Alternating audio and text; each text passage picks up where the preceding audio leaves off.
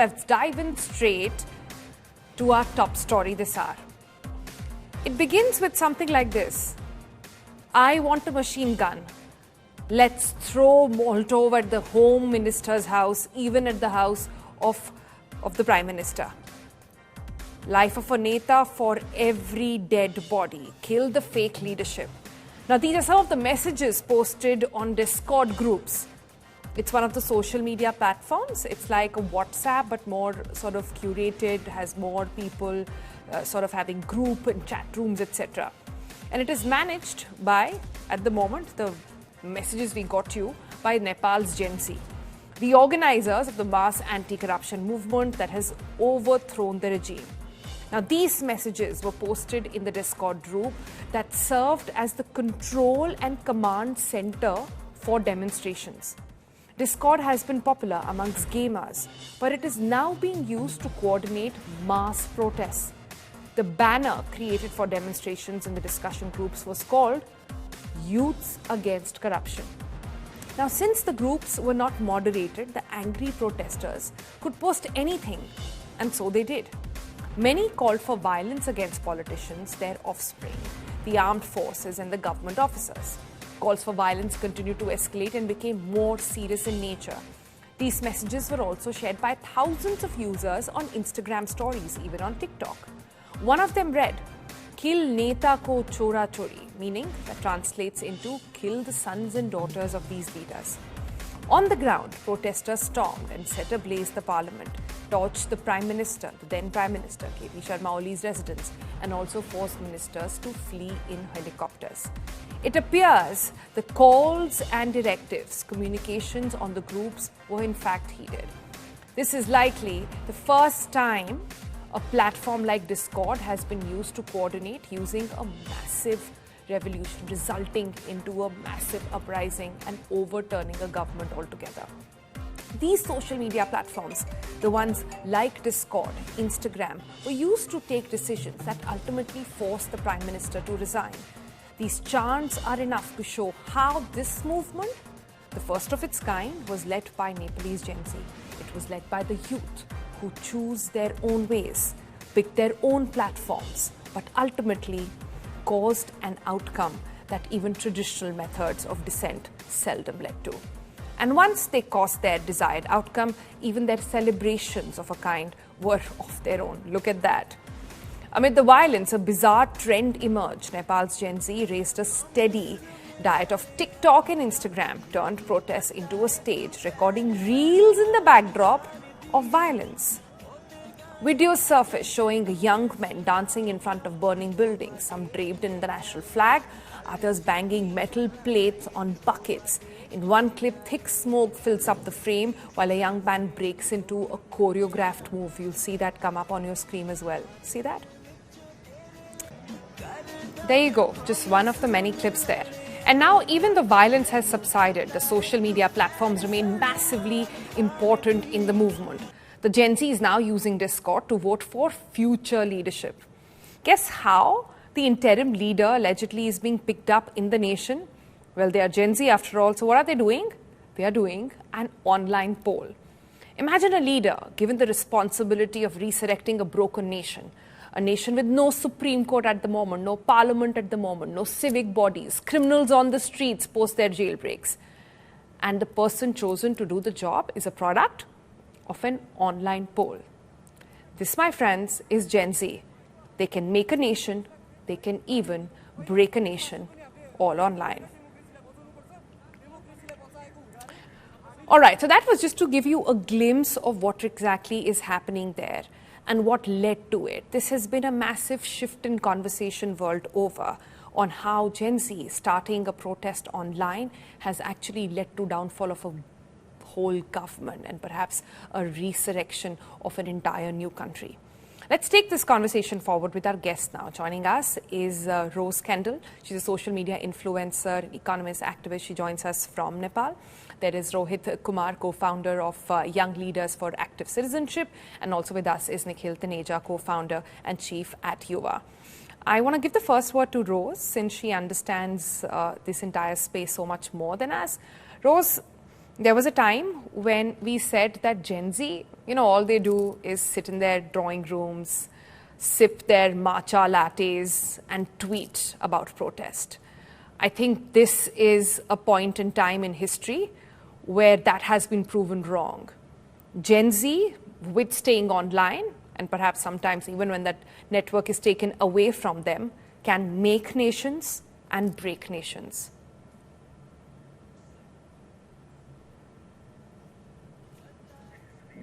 Rose? Yes. Did you ask a question? Yeah, I was trying to understand, is this something that you guys anticipated, thought about? Okay, so this is a very popular question right now because it seems as if the whole world always underestimated the want and the willingness of Gen Z population to be involved in politics. And this particular scenario here in Nepal sort of displays how passionate and how, caring a Gen Z can actually be in terms of their politics, in terms of the things that happen in the country. I did share a hypothesis earlier with another reporter stating that it could seem that Gen Z are not interested because they don't see much representation in the politics that's leading their country. Lack of representation is a huge issue, but right now the frustration has piled up and people are so tired of watching corruption, watching corrupt leaders take away their dreams, take away their jobs, take away their education. So they have united and they have initiated this, what was supposed to be a peaceful protest. Right. Let me bring in Nikhil as well. Nikhil, a lot of times you and I have had these conversations where I've said that so much is said about Gen Z as being this couch generation. Who will take them seriously if all they do is make TikToks and dance their way into things? Who will take them seriously where all they do is make fun or fun memes or make sort of aggressive hashtags? Is this that moment in history where every critique of this generation has to relook? Every older generation has to rethink about how they treat them, about whether or not they take them for granted? So Sonal, I think we don't give enough credit to young people ever. So it's not that this is the first time this is happening. Just earlier in this year, the election of Zoran Mamdani in New York as the Democratic candidate for mayor was also happened on the back of overwhelming support of Gen Zs who turned out in record numbers in New York, which hadn't happened in a very long time. Uh, Even Trump's election before that, the reason that Trump got elected was that there was an overwhelming number of Gen Z men who voted for him as opposed to the Gen Z women who voted for Kamala Harris. So there is, young people are making their voices heard in different ways. What happened in Sri Lanka earlier, what's happening in Nepal right now. I would even go on to say that a lot of the protests that have happened in India over the last 5 years, whether it was the farmers movement, whether it was the CA movement, they were amplified because of the use of social media. I would even go back to say the election of Arvind Kejriwal was a social media led movement in Delhi back in the day. Yeah. And Yeah. a lot of that happened on the back of youth support. It may not necessarily have been Gen Zs, but younger millennials at that point of time. So young people have been making their voices heard for as long as possible. We break them in different categories, calling them millennials, boomers, Gen Zs, etc., etc. But the fact what we are seeing in Nepal right now is that you cannot take them for granted. You have to listen to their voices. If there is dissatisfaction among a large bunch of young people in your country, and your response to that is actually stifling their voices further by doing a social media ban, of course it's going to go on the street, because for whatever it's worth, social media is also the one thing that has been distracting a lot of this generation. So you have done both things. You have angered them by taking their voices away. At the same time, you have taken that one entertainment medium for them to that kept them distracted and possibly kept them off the streets because of the anger that they're facing due to the unemployment or corruption that was going on in Nepal. Right. Those are interesting points, but it's kind of It's a double-edged sword then. Is it a social media? Is it a distraction? Is it a tool? Is it become the ballot box of the day? Is it become our hashtags, the new manifestos for parliamentarians to actually look at? So this is a very, very interesting space, and at least time to be present and to be witnessing all of this. Rohit, let me bring you in. When protests are planned, inside, what do I call it, gaming servers, because that's what Discord really was earlier. When protests are planned around that, nobody, I think, before these protests actually took it seriously. We thought it was too niche. We thought, oh, it's just a trend. Oh, it's just something that we can be overlooked. They're not the majority. But in this case, what happened, which is really interesting, is that Gen Z brought in and had the older people also rally behind them. I think that's a first as well. Day one of protests was all about young people. But as the protests went on, we saw older people, their parents come out as well in support and saying what these kids are asking for is actually damn right. Yeah, no, and absolutely you are right. I want to first second what was being said is that this is not the first time young people have used protests as a means. In fact, at YLAC Young Leaders for Active Citizenship, the organization that we run, our primary base of work is with young people, which is from high schoolers all the way to young professionals. And you see that they are the ones who are driving the conversations on change, right? And young people are the ones who are looking at the world with a new view. They are idealistic. They think it can change. And I think I can say it safely that as you age, you perhaps become more jaded, right? So they are the ones who challenge the status quo. And so I think one thing that is interesting is that a lot of conversation is bearing around the use of social media and tech for this particular movement. See, every movement is actually defined by the technology that is available to it. To our generation and the generation before it, more rudimentary means of mobilization were available, more traditional means of mobilization were available. Those means have now changed. And therefore, the nature of the movement is also likely to change. And in Nepal's case, when, for instance, the government banned certain social media, it is but natural that if there is discontent, then you will find alternative channels to sort of try and mobilize people, right? So channels where the government is not watching, where VPN can be used, where encrypted channels can be used, etc. And that is why Discord, etc., may have emerged. But ultimately, I think the bottom line is that there was discontent and it was building up.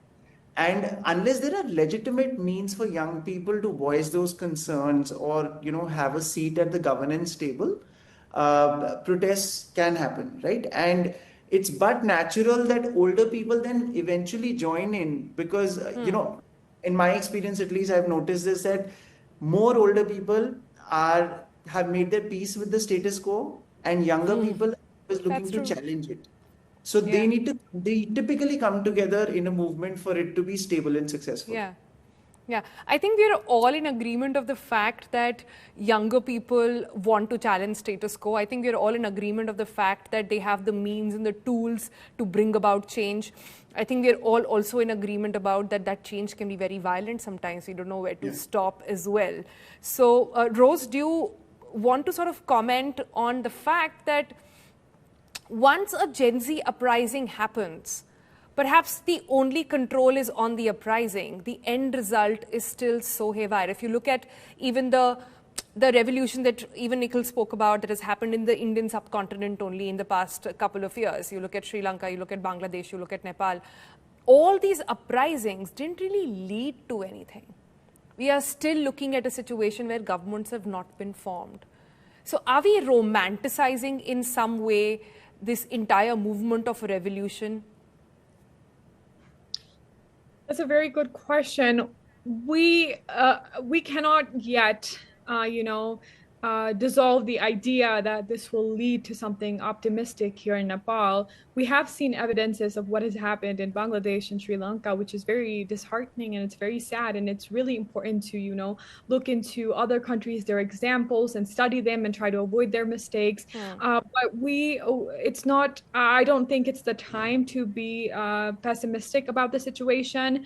We have a lot in the works right now, discussions, online forums, So hopefully that is going to lead to something. We cannot also at the same time, completely say, oh, it's going to go perfect, it's going to be amazing. We've brought this revolution in and we're going to win, we're going to create a new country from scratch. It's really difficult without a strict ideology and for him to create something new out of nowhere. And this all has happened so fast. I mean, within 2 days we had people resigning. So I think it's definitely I hope that it will take the right turn and fulfill all the agendas that Gen Zs have wanted. It was never our intention to completely have, like the whole system collapse. Our intention was simply to bring a close eye on corruption and create a system where, you didn't have to have your future looted because some people in your government, they're used to doing corruption. They're used to corruption. And but I think what I'm trying to understand, Rose, is if this was the only way, if this was the only way to do it, or was there a peaceful way? Was there a perhaps not so instant way to do this? That's what I'm trying to get at. But Rose, I want to understand this from you. You are on several of these Discord channels where this conversation is happening. What's the chatter now like? What are people discussing? I know there's an online poll going on about who should be the next leader. That we saw some screenshots of being circulated out. But what else is the conversation? Give us an insight. So yes, this was not supposed to be violent. Like what the international media really needs to understand is this was not supposed to be violent.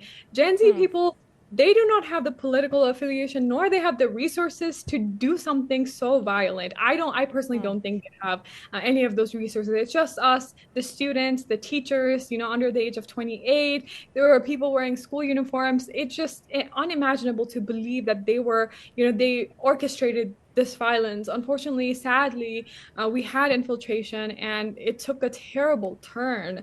But yeah, it was never it was never meant to be like this. Your second question, yes, it's quite interesting to see Gen Z youth using new technology to, come to a solution, come to a resolution. Polls, I think, yeah, they do sound a little bit peculiar, but I think they have helped, sort of everyone chip in their voice. It's obviously difficult because you don't have age restrictions. You have people coming in from different accounts, so you don't really know. And we're not completely addressing this via the polls itself. We're also looking at our candidates' past work history. They're, with the front runner right now, we have Ms. Karki. She has worked as a Chief Justice and, stood very bravely against corruption for a really long time. So we want someone who knows the law and who stands against corruption to help us, to guide us. So I think that has really been a really interesting thing. Right. Nikhil, would you have ever imagined? Forget issues like vote chori, on which India is going ballistics over. Online polls are going to decide the next leader of a country. And like I said, a country which is down to zero as of now. I mean, it's a fascinating time. I can't help but smile, but it's a troubling situation in Nepal, right? And Nikhil, I want to get this from you. A lot of times these revolutions, like I said, don't really lead to the outcome with which they were intended. Like I said, situation our subcontinent instills pretty much, is not stable. A lot of these uprisings haven't led to the kind of sort of solutions, the change that people wanted. So are we missing the plot there somewhere? When it comes to the Discord polls, I think I'm glad at least it's not AI that is deciding who's going to lead the future. But can you trust? I'll come back to that question in just a bit. But finish your thought. Yeah, no, and on the other, the thing is that this uprising and a lot of the uprisings that have happened in the subcontinent have been faceless uprisings. They have been a reaction to anger. See, we're talking about violence that is being perpetrated by the protesters, but hunger is also a form of violence. Poverty is also a form of violence. Unemployment is a form of violence that is inflicted by governments and political forces upon the rest of the country. And you've seen the reason. I mean, it's a very contrived thing. A lot of the media online, a lot of narratives online have chosen a contrived way of saying that, oh, it was a social media ban that caused this. No, it was that Of anger course not. against I think corruption. people realize It, that now. yeah, Yeah, yeah. absolutely. It was the anger against the fact that you have all of these political parties whose children are going abroad, getting a certain amount of, living a luxury life where it is difficult for the regular Nepali youth to put food on the table. There was a viral clip of a young Nepali schoolboy that went viral earlier Being in this run year. over. Yeah, where he spoke Yeah. very eloquently and passionately about the fact that that Nepali youth needs to do whatever is possible to change and the future of their country. Because and this is not just about Nepal, it's not just about the subcontinent. I think this is going to happen and is happening everywhere in the world right now. There were walls between the haves and the have-nots before social media. You Yeah. did not know the way that how much do the haves have, how much privilege do the privileged have. You did not know that social media has equalized and democratized all of that. In fact, it is the people with the most who actually love to flex, how much they have. And when there is someone on the street who also has access to the same social media pages as anybody else and is able to see inside their homes, inside their cars, inside their lifestyles, and realize that I'm finding it struggling to put food on my table, and there are people Yeah. in power who I have elected or who our votes have elected, who are actually having the time of their lives. Why are they not doing anything for us? It's just that this anger right now is is always seeping under the surface, is always simmering under the surface. But there are But tipping Nikhil, points. how do I take this anger seriously when I see people dancing on the street with Parliament But burning in that's the the but background? see that is How do I what how do I take that seriously? I'm just really, that image really I also disturbed found me. it. I found it really funny that when the Sri Lankan protesters took over their parliament, or they did a WWE, inside the home of the prime minister or president. I forget, but they did like a old WWE match over there. They were doing like wrestling moves. And this is what the youth of today is. They are going to, start a revolution and then they're going to dance their way through it. Now, those are both parts of this and this youth. Social media has enabled people to also have this level of tongue in cheek, this level of dark humor, this level of satire about their lives. And it's a tragic comedy, right? Like our lives suck and haha, it's funny. Because the moment you start recognizing it's not funny, then you get angry. So you are trying to take it tongue in cheek as much as possible, but then there is tipping points in every story, and we're seeing that play out in Nepal. We've seen that play out in Bangladesh and Sri Lanka. Yeah. I really Yeah. hope, as Rose said, that there is something great and something positive that comes out of the tipping point, and the violence subsides. Yeah, I mean, only time will tell, as they say. But I have a third concern here, and I want Rohit also to come in, and I'll come back to the two of you also on this. How much of these protests and expression and revolutions moving online is actually giving power in the hands of the big tech? I worry about this sometimes on how is this going to operate. Today, I think the first thing leaders across the globe are going to be thinking is be careful about what trends are happening. We know how China deals with social media. I mean, after Nepal, I think a lot of countries are going to say, hey, you know what? That's like a better model to sort of operate, because you never know how else to sort of get a hold and get a grip on what's happening with the country and get a hold on the young people as well. How much of this power is going in the hands of the big tech? I'll come to that just in a moment. I just wanted to add something to what Nikhil said, which is, and the point that you said that of the image of the person dancing in front of the burning building. See, in any protest, social media also has a tendency to circulate things that really stand out, right? In any protest, there are all kinds of elements. In fact, I remember several years ago, there was Sushma Swaraj dancing at an anti-corruption rally, or where a bunch of people were sitting, and then those images started circulating that she's not serious about it. But then she had clarified that in any protest, there are moments of ups and downs, and there are different Yeah, kinds but of I elements. get it in a protest. I've covered enough of them to know that in a protest, the mahal, as they say, the environment and the energy is very different. Like that. But this is something burning in the backdrop. I mean, this is your own parliament. And I get it that you're happy that your protest sort of succeeded, but somehow, anyways, let's move on from that No, protest. I get it. I want get to. it. Yeah. I want to to get the your second question, take on the big tech. Yeah. Yeah, the second question you said that, see, tech definitely has a lot of power and it really does control narratives. But I also want to say that ultimately, what you're seeing is just a manifestation of suppressed channels for legitimate voices. So even if you were to control the tech, you may delay certain things for a while, but if there are legitimate discontents, they are going to manifest in one way or the other. But what, of course, this does do is that there is a lot of power in social media, in the ability of companies to be able to control. But that's why governments are keen in also seeing how moderation is done on platforms and what content is kept up or down. Having said that, I do want to iterate that ultimately, if you suppress discontent and there is no valve Yeah. to reduce that pressure, it will manifest one form or another. Yeah. Nikhil, let me rephrase that. It's not just the big tech. Then there will be manipulation of the social media as well, right? Like that's going to be the next one, and that's the other worry as well. No, I'll just make a very quick point. I really think that, there is, we can try to dissect this issue in many different ways. And you've raised a very, pertinent point when it comes to the power that even the big tech has. But the fact is that there is power in numbers, and there is power in actual voices of young people that are seldom, that are quite often unheard and not taken seriously, as you yourself said at the beginning of the conversation, that young people not even seeing themselves represented in parliament in any way, even though young people, even in countries like our and the subcontinent overall, is a very young subcontinent. It's a Yep. very young bunch of countries, and with the massive youth population that don't have their voices being taken seriously. But the point that I'm trying to make over here is that there is a contract that for a very long time, happens between the people who are in power and the people who they are supposed to govern over.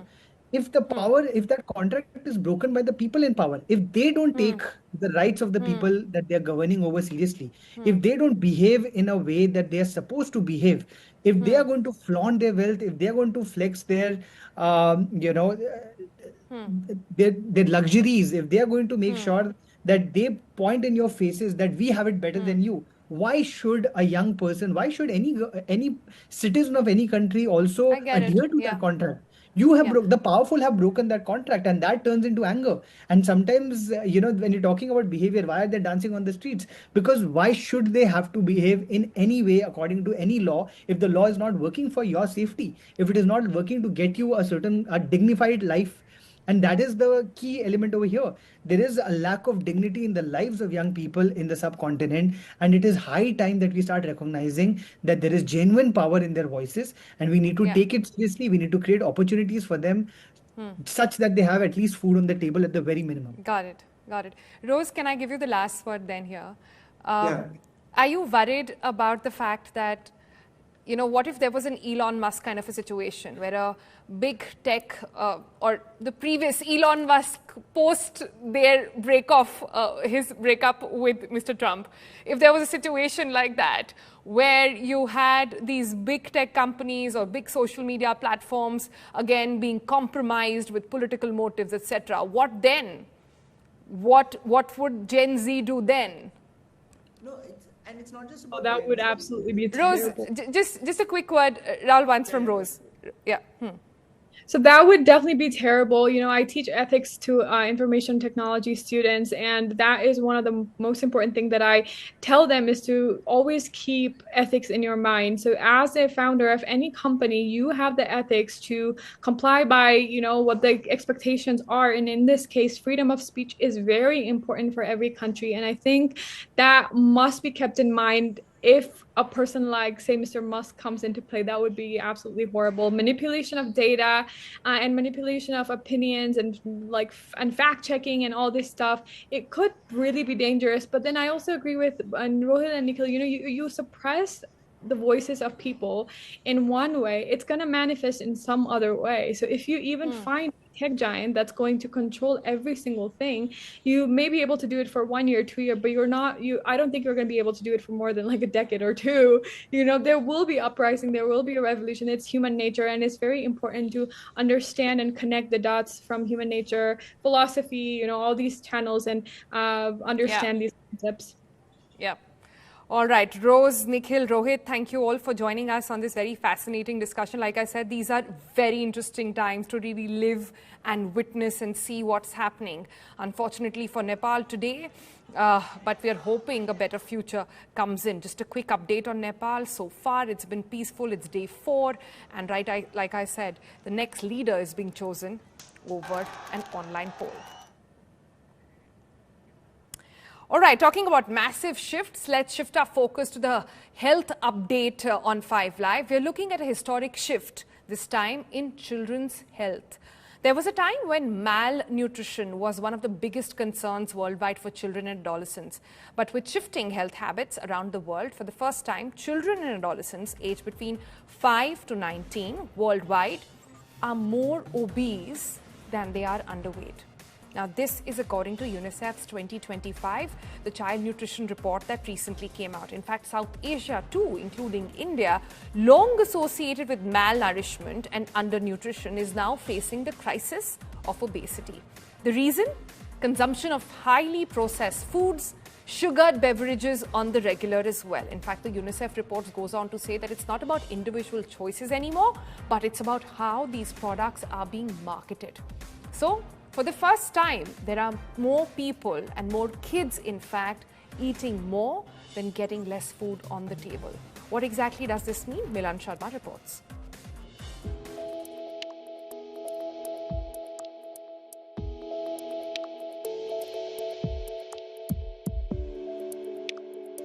Globally, 1 in every 10 children and a staggering 188 million are obese. In South Asia, while children being malnourished and underweight still remains higher overall, childhood obesity is rising sharply, especially in cities.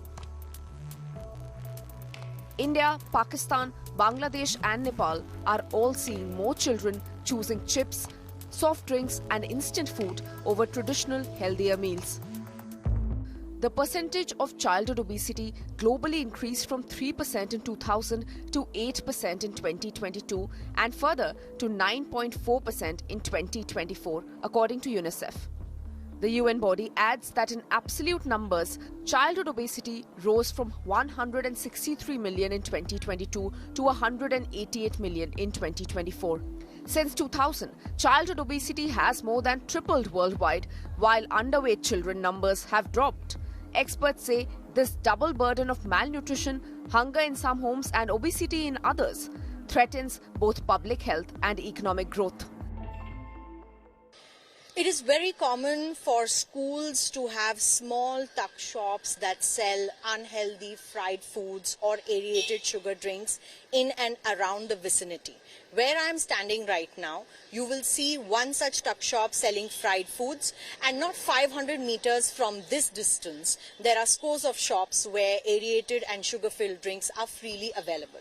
It is easy accessibility to these unhealthy snacks that is leading to a rise in childhood obesity, is what the UNICEF report also points out.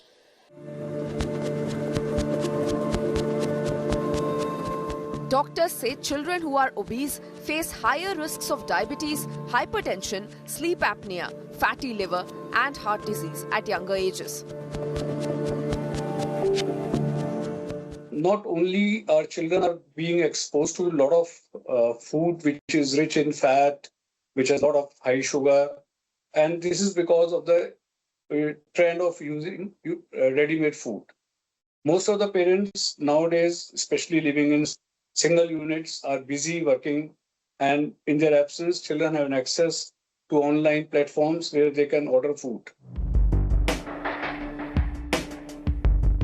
UNICEF points to solutions already in motion in many countries. Banning sugary drinks in schools, introducing warning labels on packaged food, and restricting ads aimed at children.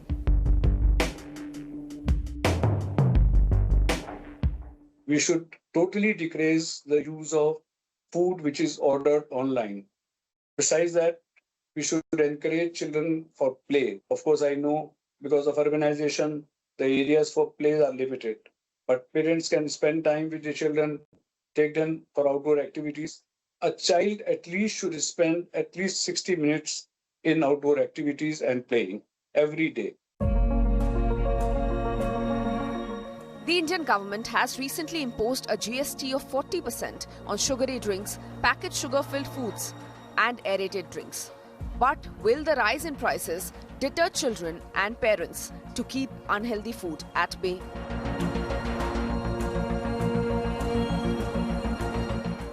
With Milan Sharma, Bureau Report, India Today. All right, let's bring in our guests now on this issue. We have Dr. Nihar Parekh, a pediatrician and director of Cheers Childcare, with us, and also joining us is Poonam Mehrotra. She's executive director for Population Foundation of India. Thank you both for joining us. Dr. Parekh, let me give you the first word. Obesity among school children from 5 to 19 has tripled. It was 3%, it's gone to 9.4% in just a matter of 20 years. Now, before I get into the causes, do you think parents in India or people in general even understand what an obese kid is? Or we are still calling it khate peete ghar ka bachcha? So I think there is a shift of mindset of parents now of school-going children. But the shift comes because they get complaints from school where the child is not, being able to cope up with the day-to-day activities.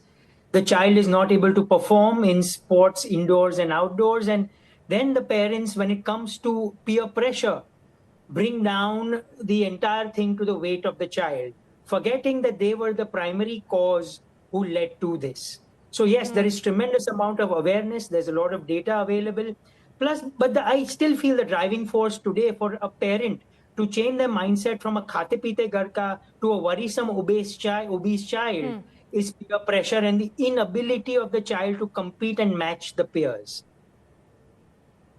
Compete and match the peers. That's interesting. Poonam Mehrotra, what do you think about that? So, while in India, the new warning by UNICEF is resonates, but in India, the challenge is different from what we see in the problems because in India, the problem is coexisting obesity along with malnutrition and undernutrition. Look at India where 36% of the children are stunted as per NFHS 5, 19% of children are wasted, 8% of children are severely wasted. And at the same time, overweight is rising. Overweight amongst young people is, I believe, more a middle class phenomena and urban cities than in rural areas. And it is with, people's incomes going up where they not only overfeed the kids, but they purchase junk food, which they are not aware. I believe they're not totally aware what junk food does. And secondly, let's remember in India, we already have a problem where so much of our food is unhealthy. I heard government was going to put warnings on samosas and jalebis. That happen.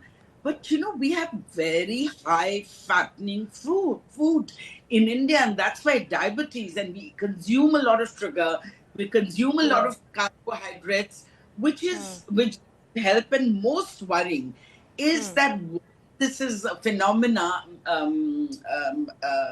We also have 57% women in India who are anemic, 67% children are anemic, and women in girls are Ma'am, you bring up very important points from an India perspective, which is why I want to bring in those India figures again. And Dr. Parekh, come in on this one.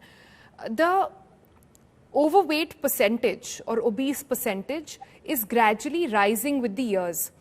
You see 1.6% from 0 to 4 goes up to 4.8% by 10 to 19. Typically the teenage years, right? Typically the time where the kid is beginning to tell parents, listen, I know what I want to have. Typically the time when kids are telling parents, aap bhi to khate hain, or everybody has it. So is that something that we need to watch out for? That's actually the root cause. So the food culture comes a lot with gratification, and gratification becomes an integral part of a child's behavior mindset where the child is looking to feel happy all the time. The parents are busy. Parents are looking for a quick fix to keep the child happy so the child doesn't hamper their daily schedule. Now, this entire thing comes also hand in glove with a tremendous amount of marketing strategies used by food that looks so good and is so hard to resist when it comes to apps and phones. Increased screen time is number two. Kids feel 3 times more hungry in front of a screen than when sitting on a table. Quick delivery apps where, as the children grow and have access to phones, by simply a press of a button, there is food delivered of their choice within 10 minutes, whether it's 2 in the morning or at 3 in the afternoon. So all these things put together leading to only one thing is, I want to be happy as a child. I want this as a child. And when the parents stop them, the first finger is pointed towards the parents, rightly so, that if you're doing it, if you're eating in front of the screen, if you're ordering in the middle of the night, why can't I? So I think the parents need to first practice what they preach. Yeah. So many questions come to mind, but I just want to quickly give the last word to Poonam Mutreja as well. Ma'am, you're right that India has a dual problem. But I think it's also come with the rise of the middle class. I think there's a generation, and my heart goes out to parents who are thinking that, I did not have this comfort, and which is why I want to provide it to my kid. Or perhaps, and they don't understand that their way of growing up, the food they ate, or even the entire day's routine that they have is drastically different from what kids have today. How do we get that mindset shift? Because I don't think any parent wants to harm their kid deliberately, right? It's just that they are not aware. How do we bring that awareness? You need awareness campaigns. We need awareness campaigns that are persuasive, not I see. We need entertainment education. We need changing social norms around what is good for the child in terms of health. We have a broken food system, I'd like to say. Lack of affordable, diverse, micronutrient foods. Absolutely. We need to promote the market. We cannot, strengthening the Poshan 2.0 Abhiyan. We need very different food. We cannot give them so much carbs. And, we have to go back to coarse cereals and diets. Even look at our ration. We give rice and wheat. Let's start giving some healthy, rough, traditional whole wheats. Eat, but it has to be like an abhiyan. It has to be in a mission mode. And at the highest level, political leadership, but also the diets are shaped by what we shop. So we have to shape our broken system, which includes what is available. I'm so glad you brought that up, ma'am, because this problem, the problem of obesity, not just in adults, but even in kids, cannot be solved by one doctor. It needs systemic changes. It needs the government to step in. Yes, I am a mom. I have stopped eating sugar because I don't allow my kid to have it. But I'm not sure how many parents actually manage that. And that's why you're right that there needs to be government reform. There needs to be government awakening. The latest GST figures were encouraging. We need more of that. We need cut down on oil. We need cut down on packaged food altogether. And we need labels which tell us just the amount of absolute chemical that we are putting into our body. So thank you both for joining us. Like I said, it needs both. We need solutions in the kitchen, but we also need solutions coming out of the parliament if we really want to fight obesity in the long run. I'm afraid that's all the time we have on 5 Live today. Thank you so much for joining us.